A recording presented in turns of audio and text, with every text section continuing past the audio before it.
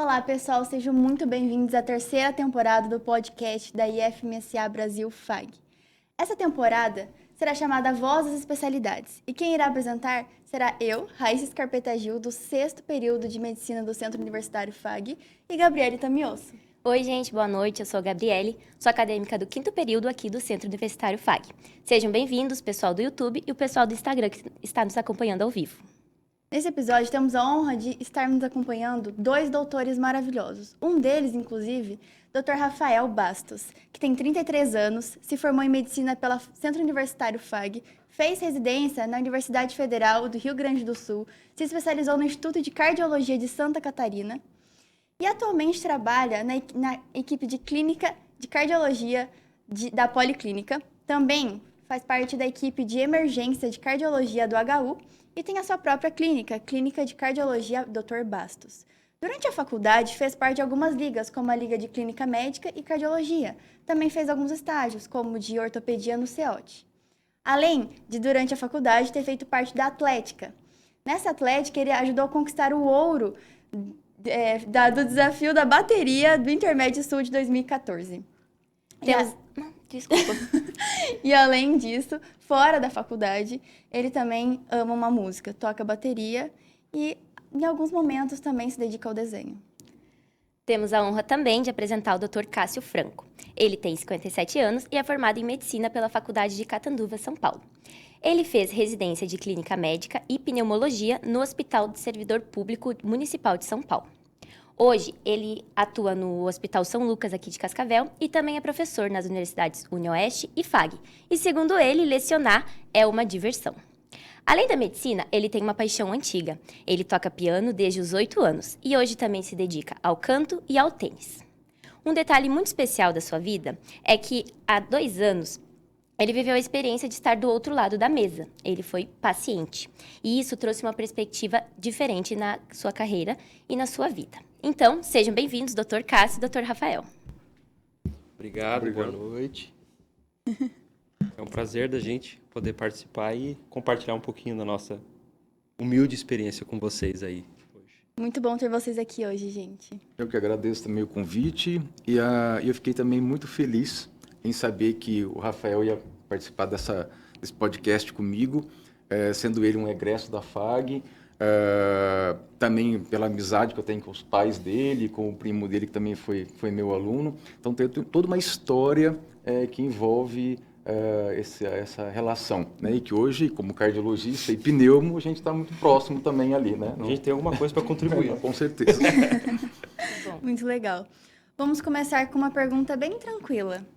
O que fizeram vocês escolher essa especialidade? Em que momento da carreira vocês decidiram, é isso que eu quero seguir? Se quiser começar. Por favor, professor. Bom, como médico ou como especialista mesmo? Como médico. Como médico. Tá. Eu não lembro, né? Mas minha mãe dizia que desde os 5 anos eu falava que eu queria ser médico. Porque eu queria saber como é que as crianças nasciam. Então, esse era o X da questão. E aí depois comecei a estudar e aí fui desenvolvendo como adolescente e tal. E aí fui fazer cursinho, já o cursinho destinado, o colegial e o cursinho destinado a prestar medicina mesmo. E eu não me via fazendo outra coisa que não fosse medicina. E hoje também, eu não me vejo, você se vê fazendo uma outra coisa? Não consigo me ver fazendo outra coisa que se não for médico e talvez também como professor, né, eu não me vejo fazendo outra coisa que não fosse isso. Basicamente, e a pneumo, ela entrou na minha vida porque eu entrei na faculdade, não sabendo muito qual especialidade ia fazer, e depois, quando no final do 6º ano, eu tinha certeza que eu queria fazer clínica médica e não cirurgia. E na clínica médica você vai passando em todos os estágios, o que me chamou mais atenção era a pneumo mesmo, porque era uma coisa na residência que tinha um ambulatório, tinha uma enfermaria muito consistente na pneumo. E uma coisa que eu sempre falo, que aquilo que a gente mais conhece é aquilo que mais a gente gosta. A gente não consegue gostar da coisa que a gente não conhece. Então, quando a gente mais se aprofunda naquilo, quando a gente mais tem prazer em fazer, né, a gente gosta mais, talvez é esse caminho que a gente vai seguir. Então, foi nesse caminho que eu segui para fazer pneumologia. Interessante.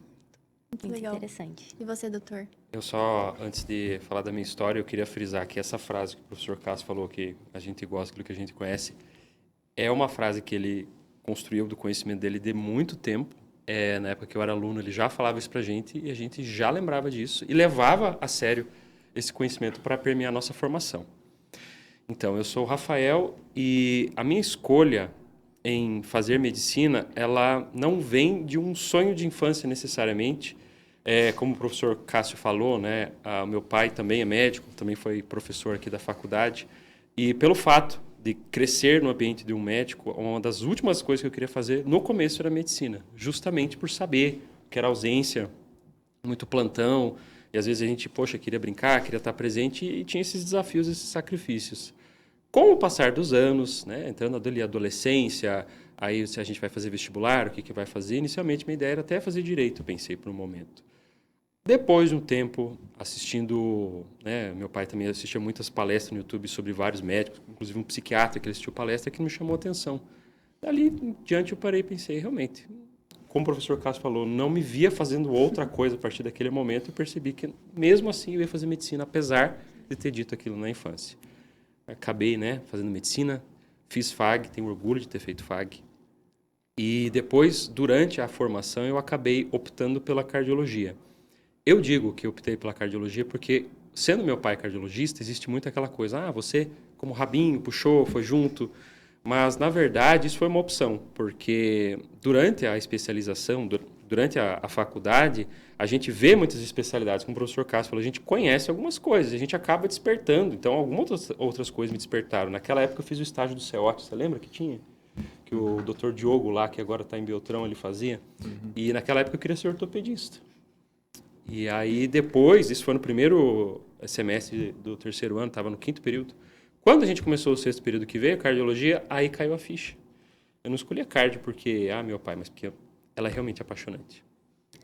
Que legal, gente. Nossa, é muito legal escutar isso, porque a gente escuta muito, né? Não, medicina, você sempre sabe que você quer medicina. E na verdade, não. Às vezes você descobre a sua paixão pela medicina, né? E tudo muda, né, com a prática, com o conhecimento. Tava na orto e viu e não era aquilo. Muito, muito interessante. Exatamente. E vamos partir para a próxima, que como é o mercado de trabalho hoje na área de vocês? Como são as oportunidades? Quais são os desafios de cada área?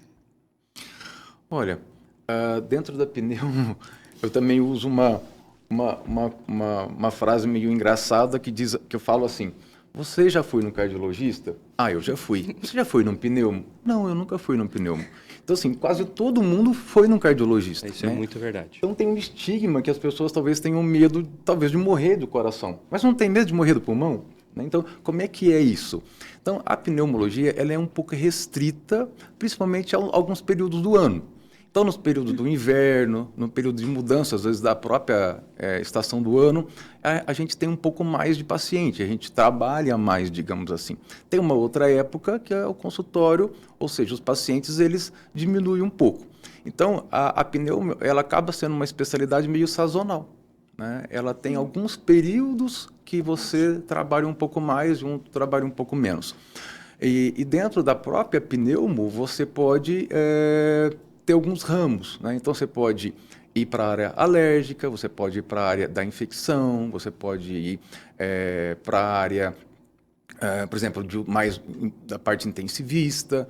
Então, dentro da pneumo você pode abrir um pouco de leque. Então, é uma especialidade que te dá vários caminhos, né? Te dá a oportunidade de você trabalhar, né? E você, vamos dizer assim, viver da sua especialidade.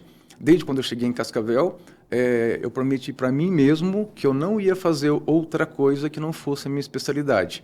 Então, desde quando eu cheguei, eu só fiz pneumo. Eu não fui para nenhuma outra área. Eu investi totalmente tudo na minha formação para que eu fizesse somente a pneumologia. E foi isso que eu fiz desde quando eu cheguei. Logo, tirando a parte acadêmica, né, mas dentro da especialidade, eu só fiz a pneumologia. Que legal. Você, doutor Rafael. Em relação à cardiologia, o que dá para dizer é O que o professor Cássio falou é muito verdade em relação de que existe um estigma muito grande em volta da cardiologia, a procura, a questão clínica, né? Tanto a pneumologia quanto a cardiologia são especialidades eminentemente clínicas, né? Apesar de a cardiologia ainda englobar uma parte cirúrgica, que também é muito falada, elas são especialidades eminentemente clínicas. Agora, a procura do ambulatório cardiológico, ela não tem essa característica de sazonalidade que o professor Cássio falou. A gente pode observar o fenômeno de, às vezes, mudam-se as queixas dos pacientes conforme a época do ano. A gente vê em períodos de frio alteração, né? Às vezes, pela vasoconstrição, pode alterar a questão de hipertensão arterial, os pacientes têm mais doença isquêmica aguda nesse período, mas fora essa mudança discreta de perfil, esse fenômeno não ocorre. Mas do meu ponto de vista pessoal, na cardiologia, essa escolha de fazer cardiologia, ela é muito satisfatória, muito gratificante no sentido de quando você aborda um paciente que é admitido, por exemplo, numa parada cardíaca, numa situação de uma síndrome coronária aguda, e você consegue, com manobras relativamente simples, você consegue restituir, às vezes, que esse paciente seja capaz de sair andando do hospital. Isso é extremamente gratificante. E uma coisa também que eu acho interessante na cardio é que nem o Rafael falou, que às vezes alguns momentos e algumas situações. Se alguém da mídia, por exemplo, sofreu um infarto, isso foi provado que fulano caiu lá, estava fazendo exercício físico e faleceu do infarto, o consultório começa a bombar de pessoas que ficaram preocupadas, né? E tem esse viés, né? Muito engraçado. Quando eu estava fazendo residência em clínica médica lá em Rio Grande, isso não foi na minha época, né? Mas quando morreu aquele humorista do Cacete Planeta, o Bussunda, em 2006, na época eu não fazia faculdade ainda, né? Eu estava no ensino médio, mas me contaram uma história, um dos preceptores nossos, que ele faleceu na Copa do Mundo, em 2006, de infarto. Isso foi na Alemanha, se não me engano. E como teve aquela cobertura da Globo, poxa, uma pessoa conhecida no Brasil, né, de grande influência, teve aquela veiculação, poxa, doença cardiovascular, como agora tem sido falado por causa da hipertensão e tal. E, segundo esse professor nosso lá da residência, aquela noite em que foi veiculada aquela notícia, os pronto-socorro do Brasil foi um inferno, porque todo mundo procurou para dizer, não, mas eu sinto uma dorzinha. Então, essa procura, ela realmente existe muito. Muito mesmo. Nossa, é muito legal escutar isso, porque tem coisas que é meio óbvio, mas a gente não para pensar. Tipo, a prevalência por causa das estações, sazonalmente, é muito verdade, né? E é muito legal saber disso também. Outra pergunta para vocês, doutores. O que vocês mais gostam na profissão de vocês e o que vocês mais acham interessante e o que é mais desafiador? Deixa você falar primeiro agora, Rafael. Fique à vontade. O desafio, a gente começa, né, pensando melhor. Desafio, o que é desafiador numa profissão em que a gente lida com seres humanos, com expectativas, lida com espiritualidade, lida com finitude da vida, né? Para falar de uma forma mais filosófica. Vou me permitir engrandecer perto do meu mestre aqui. Mas dessa forma que a gente fala, já dá para se imaginar que quando a gente lida com expectativa humana, quando a gente lida com finitude humana, é uma responsabilidade muito grande. E isso tudo é muito relativo da forma com que você enxerga o que você está fazendo. Se você tem um certo ponto de vista, uma certa filosofia de vida, isso vai impactar da forma com que você se comporta na frente do teu paciente. Na minha formação acadêmica, eu tive professores de todos os tipos. E não é porque o professor Cássio está aqui do meu lado que eu vou ser desproporcional de rasgar elogio, mas ele tem uma abordagem que é muito exemplar e que nos ensina. Outros profissionais têm abordagens diferentes de acordo com a filosofia deles. E a gente, quando observa isso, a gente pensa, como é que eu vou escolher a minha abordagem para tratar? Então, isso você tem que sentar, refletir, para saber como você vai escolher tratar do ser humano. Isso você tem que ter bem trabalhado na sua cabeça. Sim. Olha, eu acho assim, o desafio hoje que eu vejo, principalmente na medicina, talvez seja a inteligência artificial, né? Então, assim, então, às vezes, no primeiro dia de aula, o que eu faço para eles? Coloca aí na internet alguns sintomas, esses sintomas, que doença apareceu, essa doença, então, pergunta qual o tratamento que vai ser. Então, tem lá os sintomas, tem lá a doença. Então, se o paciente fizer isso, por que ele tem que ir no médico? Né? Qual é a razão de eu ir ao médico, sendo que está tudo aqui para mim na minha mão? Então, o médico, por que eu vou no médico? Porque eu confio em você. né? Então, a relação médico-paciente, esse é o desafio durante uma consulta, de você fazer com que o paciente confie em você e que essa relação médico-paciente seja criada, né? E lógico, essa relação não vai ser criada de um dia para a noite, nem nos primeiros minutos de uma consulta. Você vai adquirindo aos poucos, né? Então, é uma conversa, não é um questionário que você faz na anamnese, né? Você tem isso, X, não, sim, não. Não, vamos sentar aqui que nós vamos conversar. Então, acho que a medicina hoje, esse é o desafio maior, porque tem tantos exames para fazer e o paciente chega para você e fala, doutor, eu estou com pneumonia e eu quero fazer um raio-x. Tá, mas o que você está sentindo da pneumonia? Será que precisa mesmo fazer um raio-x? Será que não? Então, aí você vai ter que tentar, entre aspas, né, convencê-lo de que talvez não precise fazer um raio-x, que você mesmo vai fazer o teu diagnóstico que é clínico e pelo próprio exame físico. Então, acho que principalmente o desafio hoje é esse, e nós como médicos precisamos, e vocês como futuras médicas, a gente precisa estar aberto a isso, né? Eu não posso falar assim, não, eu não vou nem falar sobre inteligência artificial. Não, hoje eu dei uma aula usando a inteligência artificial para o 8º período. Né? Eu não posso ficar para trás, nem na aula e nem durante os meus atendimentos, porque o paciente vai vir com isso. Né? Então, mas o meu relacionamento com ele, a minha relação médico-paciente, o meu desafio de fazer com que ele confie em mim, isso é fundamental. Então, acho que o desafio hoje, basicamente, está em cima disso, da relação médico-paciente. Com certeza, até porque isso vai influenciar em como o paciente vai seguir ou não aquelas instruções que você está dando para ele, né?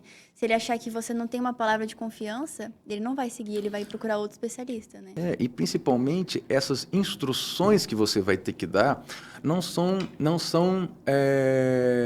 obrigações, não são metas, é um compartilhamento de informações. Aquilo que eu vou te falar para você fazer e você vai falar para mim se você pode ou não fazer. A gente não pode impor para o paciente, né? A gente impõe, você vai ter que fazer isso, você tem que tomar tua insulina, você tem que tomar tua medicação de pressão, você tem que usar tua bombinha. Não é isso, ninguém vai impor nada, a gente tem que entender o paciente em todos os sentidos, ou seja, entender a pessoa e não a doença, e a partir daí, sim, nós vamos conversar e vamos ver o que é bom para você. É muito importante ter essa confiança, né? Porque senão é muito fácil só perguntar para a inteligência artificial, vai dar uma coisa ali, não vai procurar um médico se ela não tiver também confiança nesse médico. Vamos seguindo aqui com as nossas perguntas. Quais são as principais áreas de atuação, tanto da pneumo quanto da cardio? Por exemplo, consultório, hospital, quais são as áreas mais evidentes que vocês veem hoje na profissão? Na minha, está muito ligado mesmo ao consultório, né? Você pode dar aulas, né? Como todo médico também pode dar aula. Pode trabalhar no UTI, seja. E a pneumo, ela tem aquilo que eu já falei, ela tem a parte alérgica, tem a parte infecciosa, tem a parte de UTI. Então, você pode trabalhar nesses ramos, né, dentro da própria pneumologia. Basicamente é isso, assim, não foge muito nesse contexto. Posso fazer uma pergunta que é mais pessoal minha? Qual é a taxa de encaminhamento para, por exemplo, cirurgia torácica? Isso acontece muito ou não? Não acontece muito, mas existe, né? Mas depende muito também do que você vai encaminhar.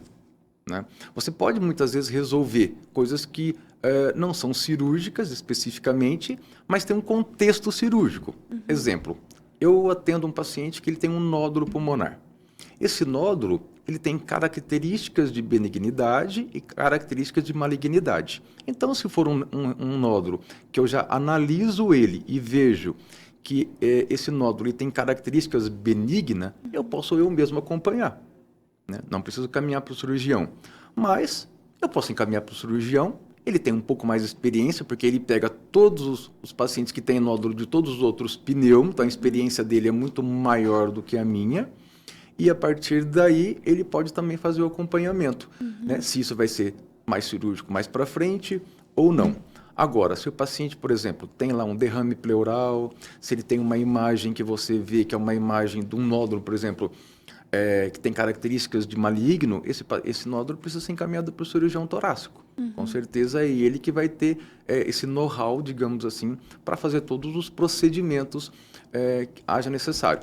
Dentro da pneumoclínica, por exemplo, o clínico ele faz biópsia pleural, ele faz uma punção pleural, ele pode fazer isso, né? Pode passar um dreno torácico. Na residência a gente aprende a passar dreno, a gente aprende a fazer biópsia, a gente aprende a fazer uma punção pleural, a gente aprende a fazer isso.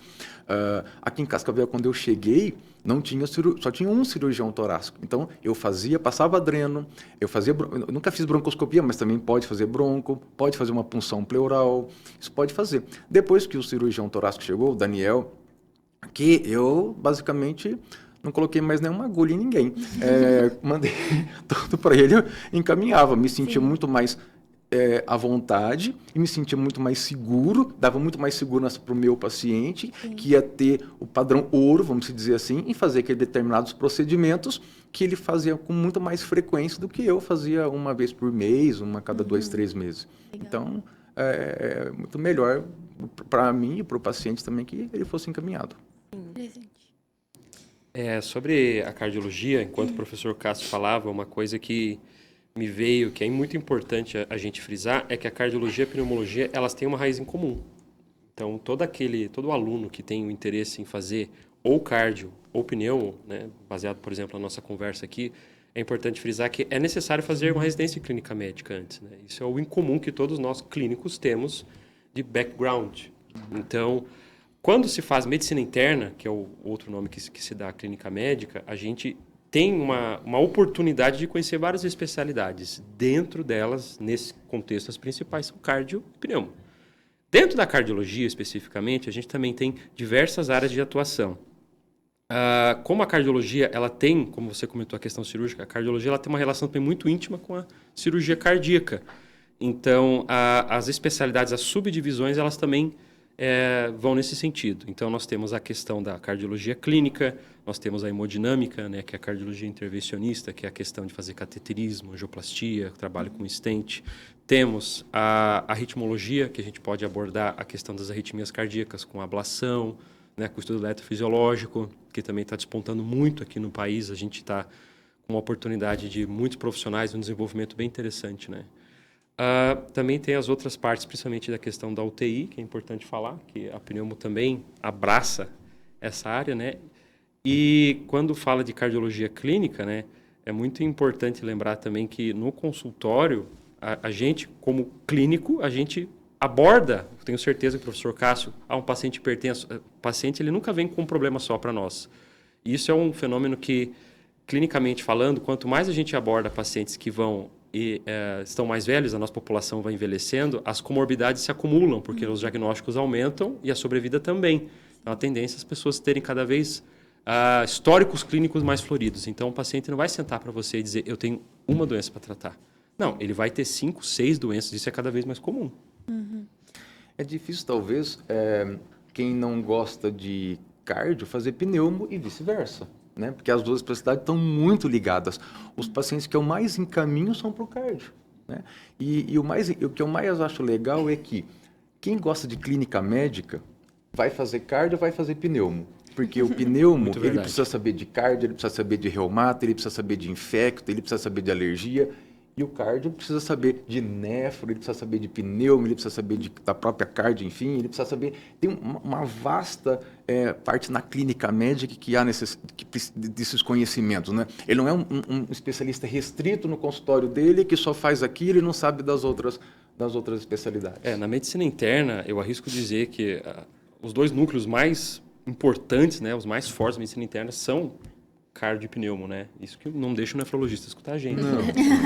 Vamos puxar a sardinha para o nosso lado. Justamente. Tá certo. Já que eu fiz uma pergunta mais minha para o Dr. Cássio, eu quero fazer uma para o doutor também. Lá. Agora que mudou, qual é o valor padrão da hipertensão? Quem tem 12 por 7 vai ser considerado pré-hipertenso? Como que vai funcionar? Essa é uma normativa que ela já está oficializada. Então, a partir desse momento, a gente entende justamente como você falou. A partir de 120 por 70, a gente considera o indivíduo como pré-hipertenso. isso, na atmosfera clínica, muda pouco, no sentido de que o nosso diagnóstico de hipertensão praticamente não mudou. A gente tem os mesmos parâmetros lá a partir de 130 por 90, 139 por 89, quando a gente já está querendo bater ali o muro. Só que quando a gente joga uma pré-hipertensão para o valor de 120 por 70, isso tem um impacto, uma implicação em medicina populacional muito grande. Vamos usar aqui uma alegoria para explicar. Vamos imaginar que você é o presidente de um país que tem uma alta taxa de criminalidade. E você tem informações científicas de que cada vez mais essa criminalidade está fora de controle, é muito difícil, aí você precisa de medidas muito rígidas para controlar isso. E aí você coloca uma medida rígida e vê que isso tem pouco impacto. Aí você quer cada vez mais aumentar a rigidez para tentar controlar. Então, essa comparação significa que a cardiologia, principalmente os grandes órgãos internacionais ou nacionais, como a nossa Sociedade Brasileira de Cardiologia, preocupadas com o grande índice de mortes cardiovasculares, que ele é galopante, a tendência é ele crescer muito com o envelhecimento da população. Se nós não tomarmos medidas mais rígidas na abordagem dessas doenças, a tendência é a gente, infelizmente, ter um aumento considerável dessas mortes. Então, é uma coisa que era esperado que fosse acontecer, e eu digo para vocês que no futuro é possível que isso seja mais rígido ainda, se a população não tiver uma resposta. Que legal. É que eu acho que os cardiologistas estudam demais. E fica meio começam a bitolado. procurar coisa. Precisa descobrir. adicionar informações, mudar. Sim. É verdade.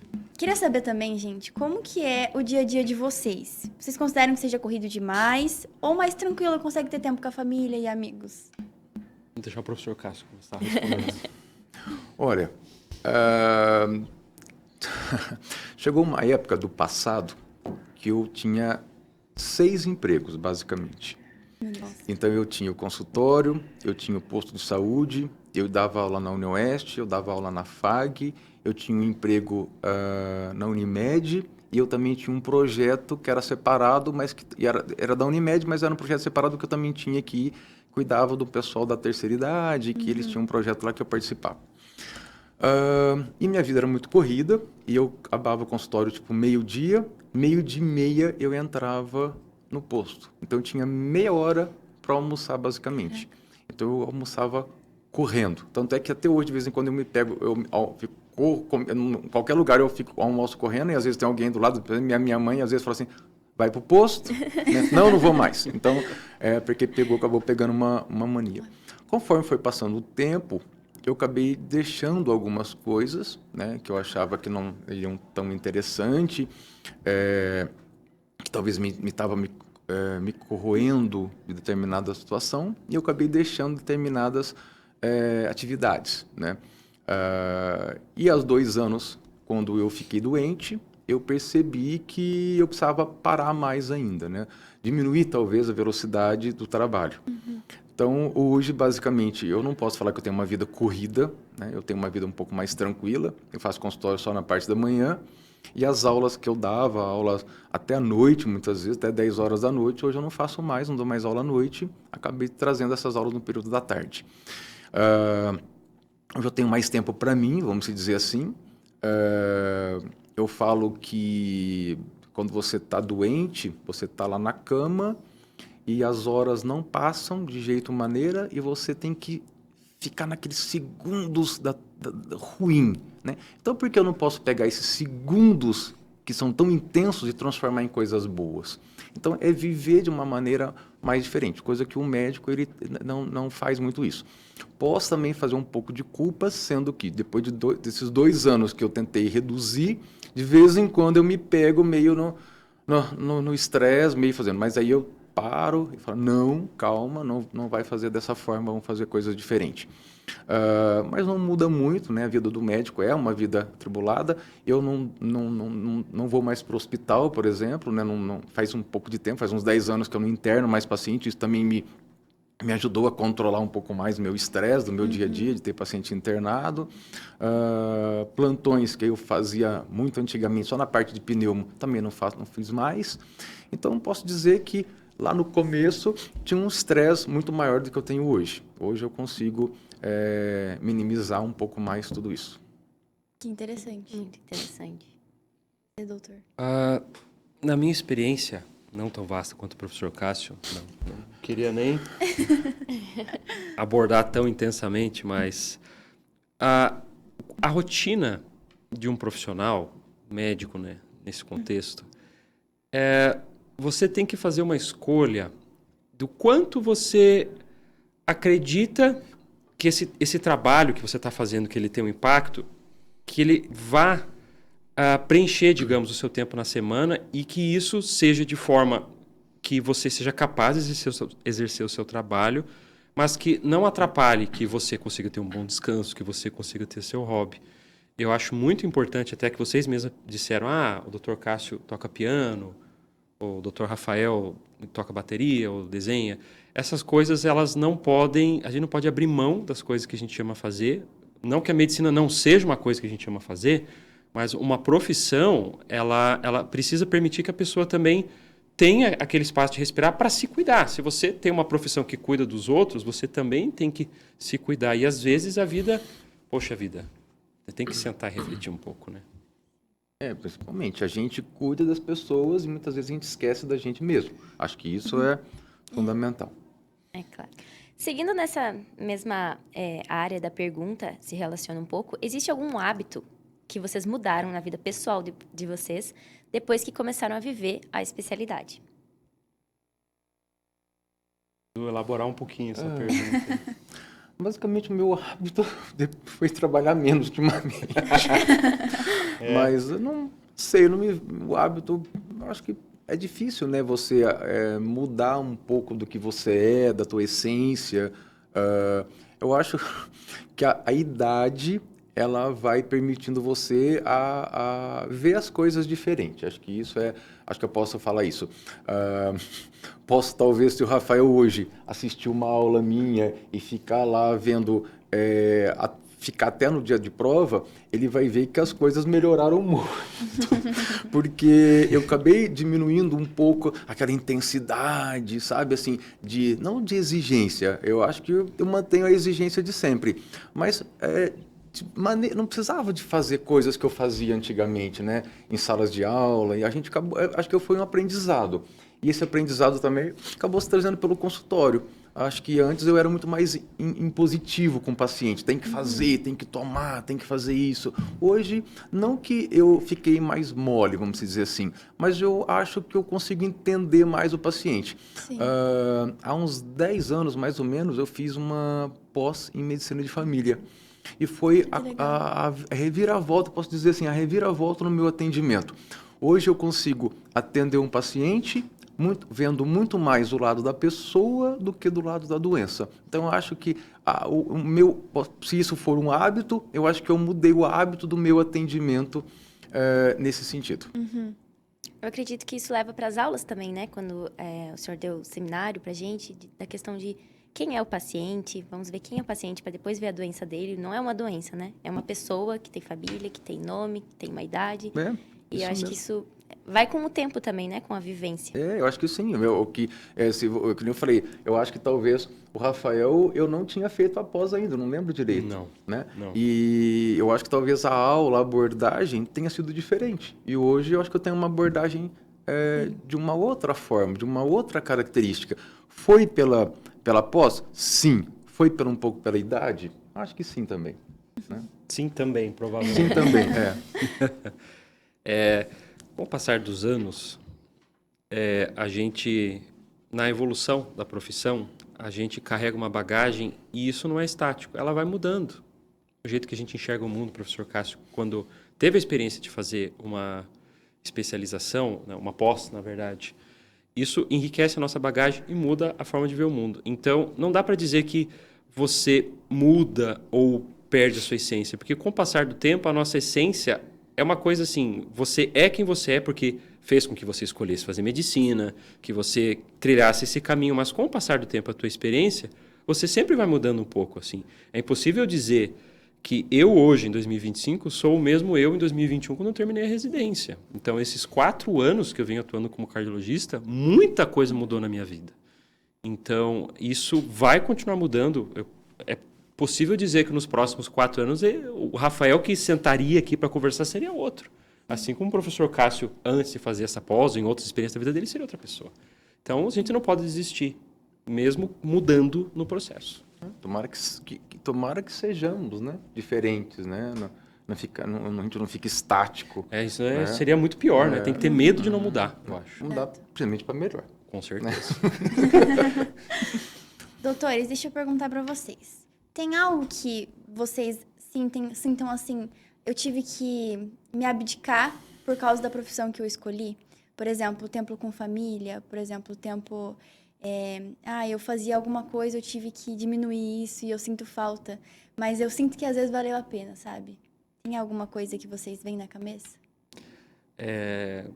Na formação médica, conforme a gente vai se desenvolvendo na residência, a gente se forma, vai fazer residência. O período em que a gente se dedica a fazer isso são muitos anos, vocês sabem disso. Então, a medicina tem 6 anos. Quando você vai fazer uma residência de clínica médica, são mais 2. E, no nosso contexto, aí, tanto cardio quanto pneumo, mais 2. Então, no mínimo, nós temos 10 anos de formação, sem contar outras formações e pós que podemos fazer. E nesse período de 10 anos, se você coloca a medicina paralela com outras carreiras que precisam de menos tempo para a formação, as pessoas têm mais tempo de investir na vida pessoal. E às vezes, se você olha para o lado, você pode ver colegas de escola que casaram, que têm filhos, e a gente está ali naquela, poxa, ainda estou fazendo residência. Eu lembro quando eu estava fazendo cardiologia em Florianópolis, que ficava lá no refeitório, assim, no período que tinha para descansar, para comer alguma coisa, eu olhava na televisão e estava passando o carnaval, acho que aquilo foi 2019, pouco antes da pandemia, eu olhava e pensava, poxa vida, né? As coisas estão acontecendo e a gente está se dedicando. Só que você tem que acreditar seriamente que esse sacrifício, eu digo entre aspas, porque ele é muito nobre. Então, ele tem um valor, tem um motivo para você fazer isso. Então, você tem que colocar na tua cabeça, é por um bom motivo e que no final vale a pena fazer tudo isso. Eu acredito que esse sacrifício nunca acabe, né? Porque o médico, o especialista, a gente tem que estar sempre estudando, sempre se atualizando, sempre se mantendo. Então, não é só você ser médico, você atuar. Você tem que também estar atualizado, estar vendo o que está... Agora teve essa atualização da pressão arterial, tem outras atualizações também, e tem que estar sempre acompanhando, né? Não, com certeza. Olha, eu vejo 2 coisas diferentes. A primeira, eu tenho um amigo que, da mesma idade que eu, ele não fez faculdade nenhuma, e ele falou que ele queria divertir e que ele queria passear, e ele queria... Então, assim, enquanto eu estava fazendo faculdade, fazendo residência, estava lá... vamos supor, sacrificando entre aspas, ele estava divertindo.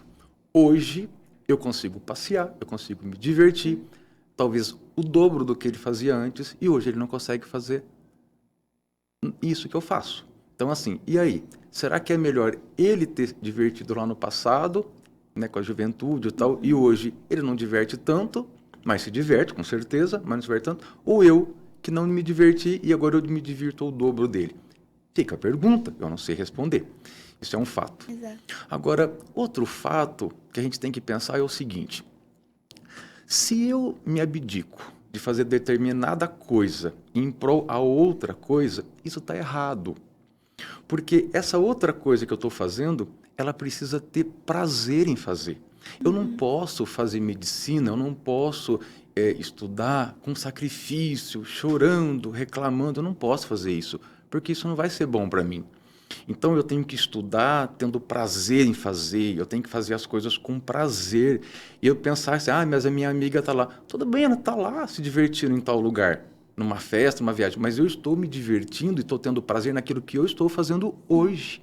Então, até que ponto essa abdicação ela é um sacrifício? Então, acho que a gente tem que pensar dessa forma também. E aí a vida fica mais leve. Né? E a gente não pode carregar um fardo por ser médico, porque dá plantão, o coitadinho. Não, nada disso. A gente tem uma vida muito boa, né? A gente, em todos os sentidos, né? Foi por um sacrifício que eu fiz. Não, eu estava tendo muito prazer enquanto eu estava fazendo faculdade. Quantos conhecimentos, quantas coisas eu aprendi fazendo faculdade. Muitas coisas que ninguém aprendeu que hoje eu sei. Né? Então, isso foi um prazer o que eu fiz. Então, eu não vejo muito dessa forma. E se você me perguntar, que você me dedicou? Não, eu não me dediquei nada na minha vida. Quando eu fazia faculdade, eu estudava de segunda a sexta, sábado e domingo eu saía com todo mundo. De segunda a sexta eu estudava, mas sábado e domingo era para eu me divertir. Então, eu nunca abdiquei de nada na minha vida em prol da minha profissão de hoje. Que legal Interessante, escutar isso, gente. Quer fazer a próxima pergunta, amiga? Tá bom. Qual foi o caso marcante que ensinou algo importante sobre ser pneumo, sobre ser cardio? Algo marcante na vida de vocês que ensinou isso, sabe? Mas Ao longo algum da evento, profissão. algum paciente que você falou assim, meu Deus, eu acho que isso me fez pensar assim na profissão que eu faço. É difícil dizer que um evento isolado seja capaz de Algumas. influenciar uma escolha tão grande na vida de alguém, né? Olha, eu acho que assim, eu também teria que pensar muito, mas tem uma historinha que eu conto no consultório hoje, eu contei também, então eu vou falar dela que é o que eu lembro.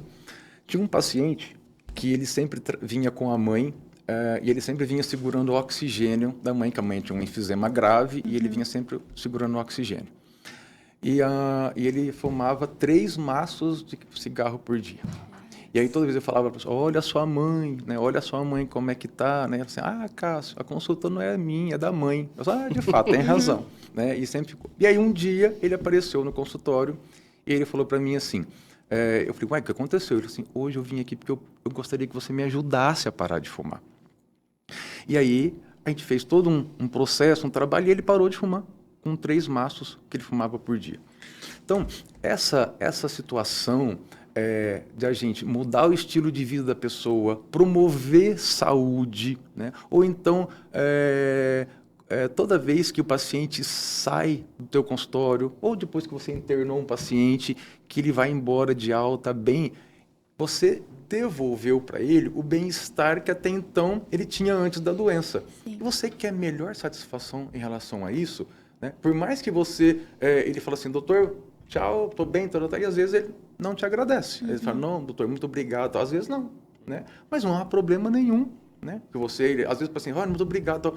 Basicamente, eu falo assim, eu não fiz mais do que a minha obrigação. Você está aqui para isso, eu estou aqui para isso, e você veio para eu ajudar você a resolver. Mas a satisfação de você chegar a uma parada cardiorrespiratória, de você entubar, de você fazer massagem cardíaca, de você, depois no outro dia, para sentar entubado, passado uma semana, para sentar lá no quarto conversando, né? Olha a satisfação. Então, assim, a gente, como médico, todo dia tem um negocinho desse. Um reforço positivo.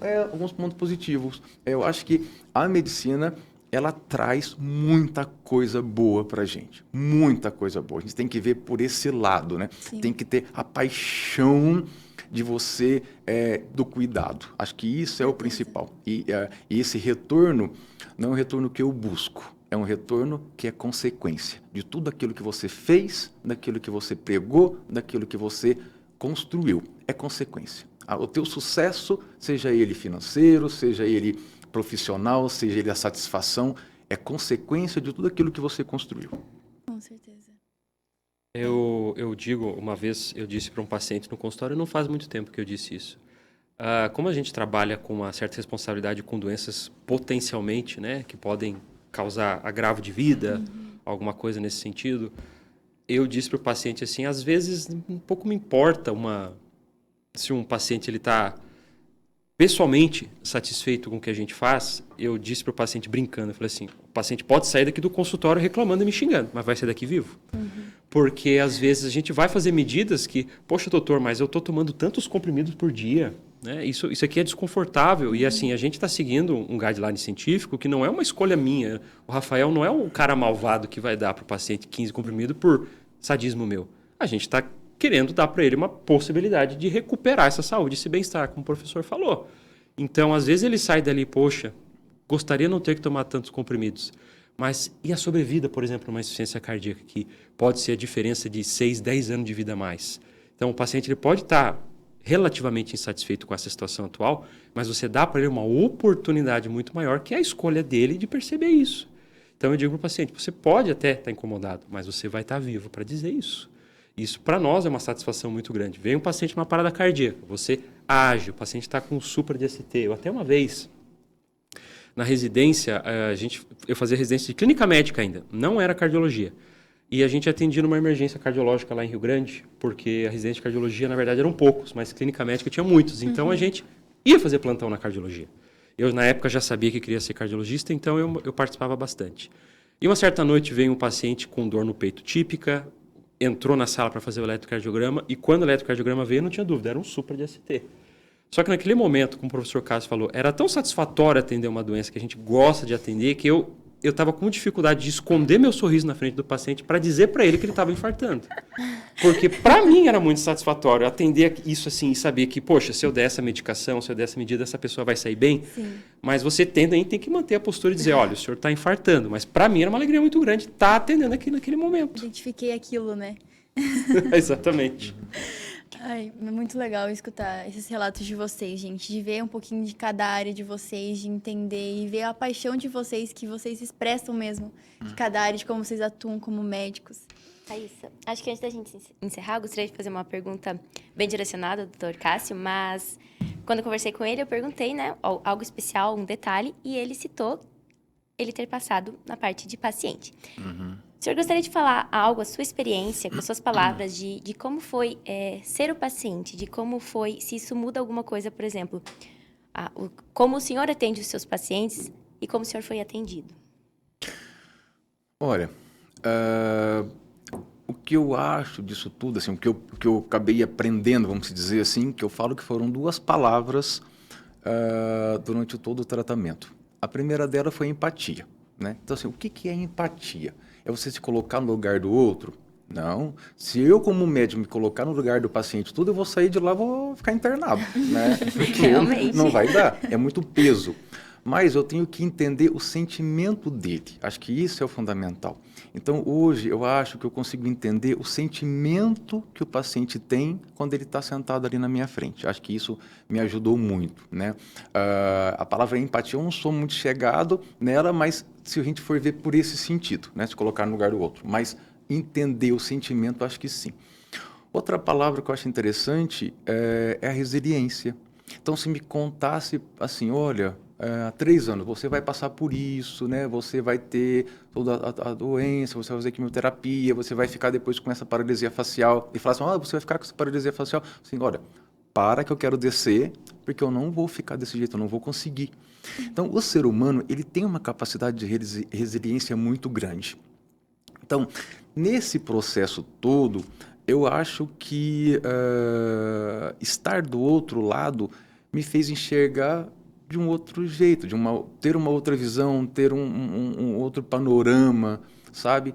E tem um livro lá que eu escrevi e um dos contos foi que logo depois, quando eu voltei, fazia mais ou menos uns 15 dias, eu tive que dar notícia para uma paciente que ela estava com um tumor no pulmão.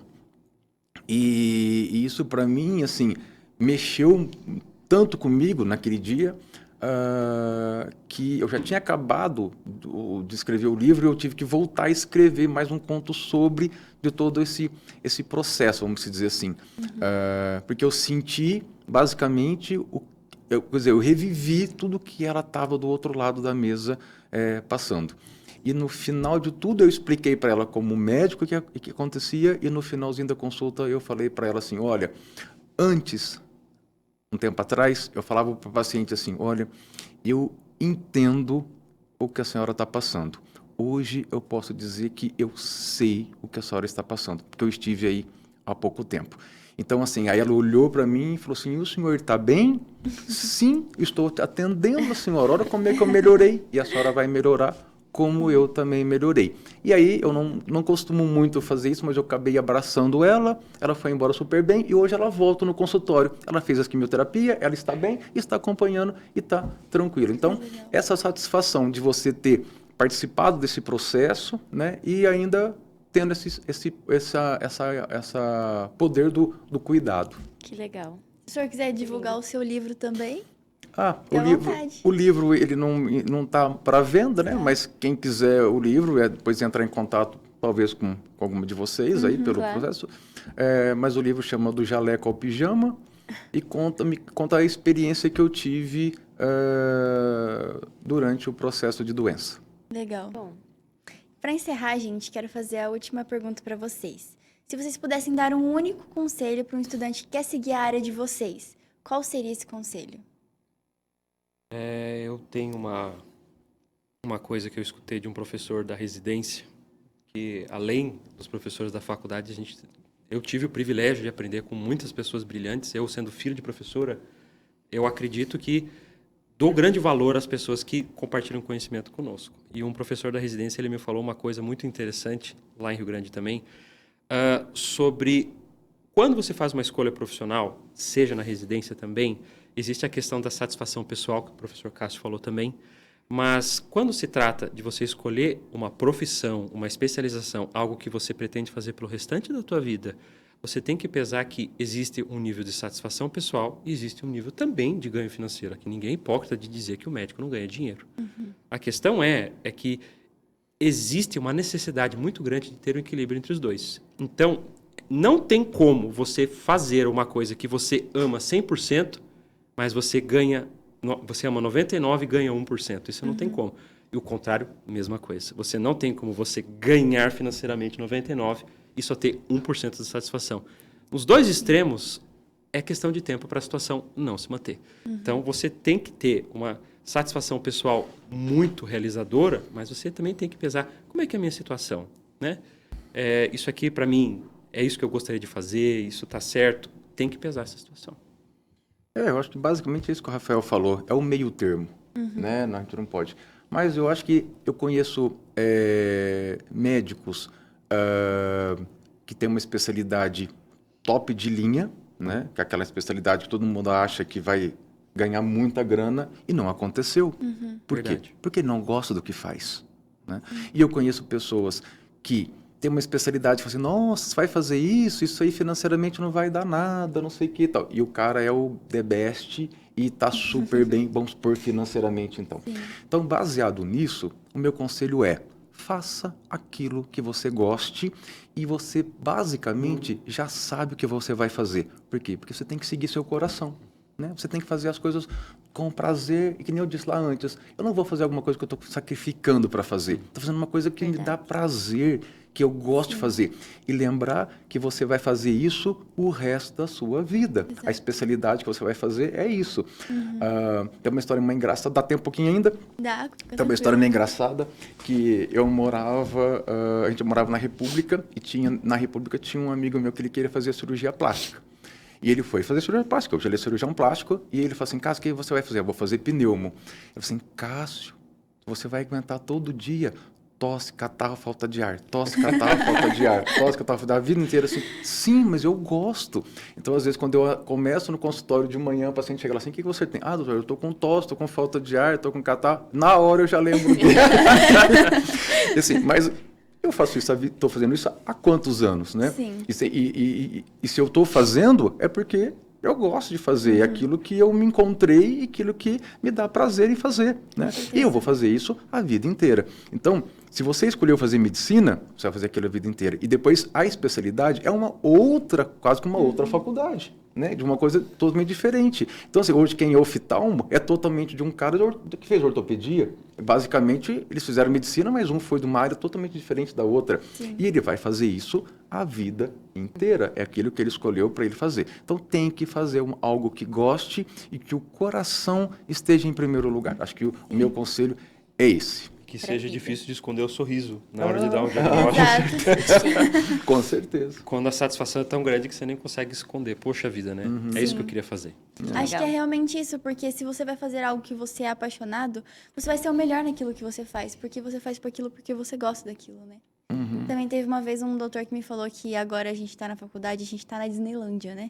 Que tudo é uma oportunidade, tudo pode acontecer. E que às vezes a gente tem que deixar um pouco de lado isso e pensar racionalmente, igual o Dr. Rafael falou, né? Pesar todas as coisas na balança e não viver na empolgação, né?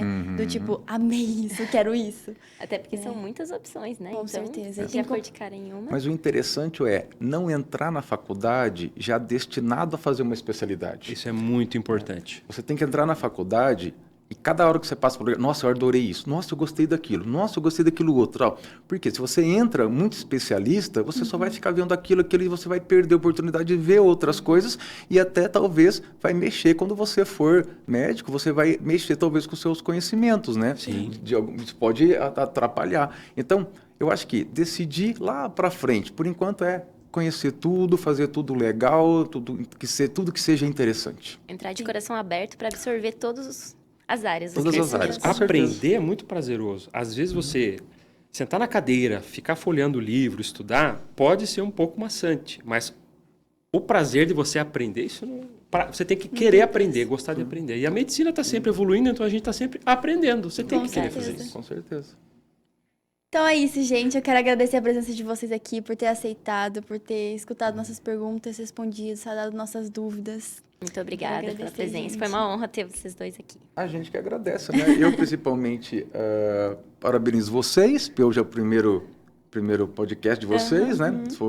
Obrigado pelo convite, sucesso para vocês duas. Amém. Obrigada. Basicamente, eu estou aqui com o Rafael, que quando eu fiquei sabendo que era ele, eu fiquei mais feliz ainda de poder vir aqui. A honra é toda minha, meu Deus. Porque eu gosto muito do Rafael como pessoa, como médico. A gente, eu falo assim, que a satisfação que eu tenho é ir ao médico um ex-aluno, né, e encaminhar os meus pacientes ao ex-aluno que hoje é médico e é um médico brilhante, que eu fico mais tranquilo em saber que eu estou conduzindo comigo os meus pacientes. Isso, para mim, é uma satisfação muito grande. E eu digo para vocês, assim, é uma honra muito grande quando a gente se forma e consegue ser colega de um professor. Então, vocês vão um dia, logo, ver essa honra de, poxa vida, essa pessoa me deu aula, me ensinou agora, a gente conversa como pares. Isso é uma honra muito grande, uma satisfação. Com certeza. Legal. Ficamos felizes de escutar isso, gente. Pessoal, foi esse o episódio. Espero que vocês tenham gostado, gente. Temos nosso próximo episódio também, na próxima segunda-feira, ao vivo no Instagram, mas as postagens continuarão sendo no último sábado do mês. Esse episódio será postado no último sábado de outubro. Mas foi isso, pessoal. Espero que tenham gostado e até o próximo episódio.